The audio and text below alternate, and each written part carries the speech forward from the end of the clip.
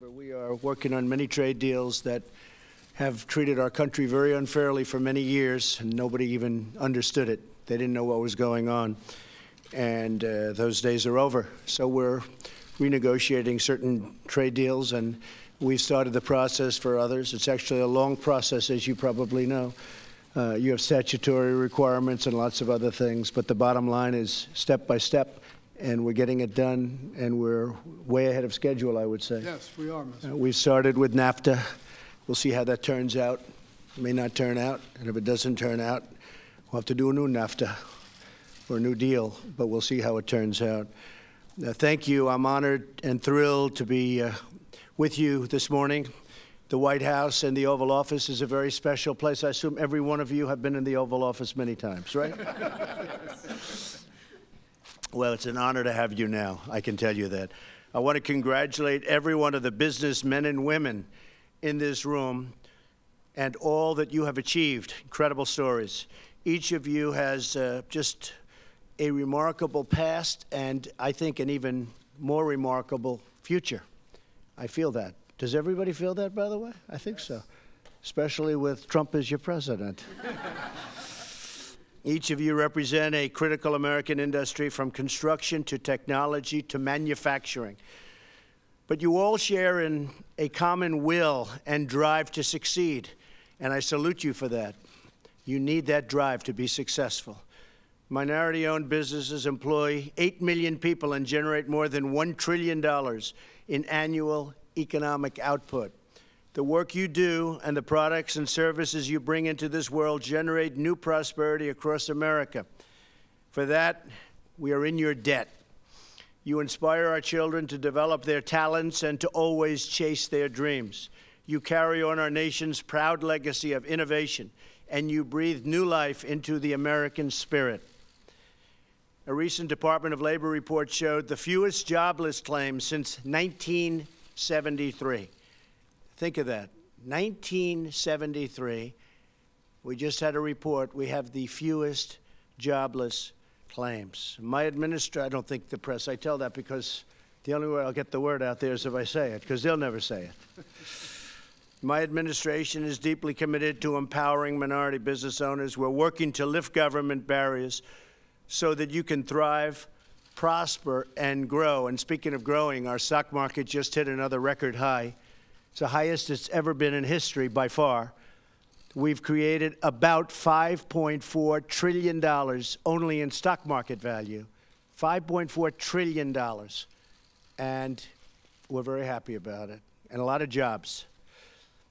We have the lowest job number since, I believe, 16 to 17 years, Wilbur, right? Yes, about 17. Lowest unemployment. We're doing really well.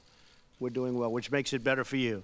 As a candidate for president, I pledge to fight to deliver opportunity for every community in America. All American children, from the Rust Belt to our inner cities, deserve great schools, safe neighborhoods, and access to high-paying jobs. And I talked a lot about the inner cities on the campaign, and there's tremendous potential in the inner city, and we're working on that very, very hard. Critical to creating this future is reforming our tax code to produce new investment and development in our country. We must bring back our jobs and rebuild America's cities and towns, which is what we're doing. It's time to take care of our country and fight for our families. At the center of our America First agenda is our commitment to ensure every child in America has a future of security and a future of hope. We are one of the highest taxed nations in the world, anywhere in the world, one of the highest taxed, costing us millions of jobs and trillions of dollars.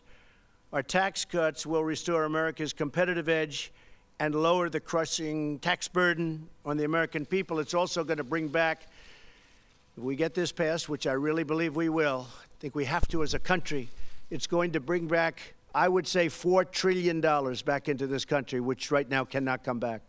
It's being spent in other countries. Money that wants to come back into the United States cannot come back.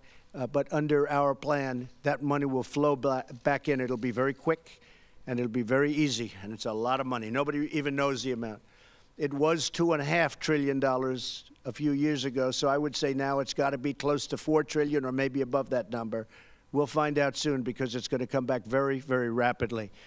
Under our plan, more than 30 million Americans who own small businesses will get a 40% cut to their top marginal tax rate. This will be the lowest rate in more than 80 years. So this will be the lowest rate you have in more than 80 years. That's 1931 is the last time there was a rate this low. We're going to massively reduce the corporate tax so that companies stay in America, move to America, and hire right here in America. In other words, they stay in America and they don't fire their workers. That's what we're about. Our plan can be summarized in 3 simple words: jobs, jobs, jobs. The award-winning business leaders here today represent the best of America and our determination to succeed and to grow. Together, we're going to ensure that more American citizens can unlock their potential, of which they have tremendous potential, provide for their families, and live out the American dream. Again, congratulations to all of the awardees. It's a tremendous achievement, a really tremendous achievement. I have great respect for you. And thank you, God bless you, and God bless America. Thank you very much. Mr. President, do you have any concerns? Mr. President, do you have any concerns? Thank you very much, everybody. Thanks, everyone. Thank you. Yes, thank you. Thanks, everyone.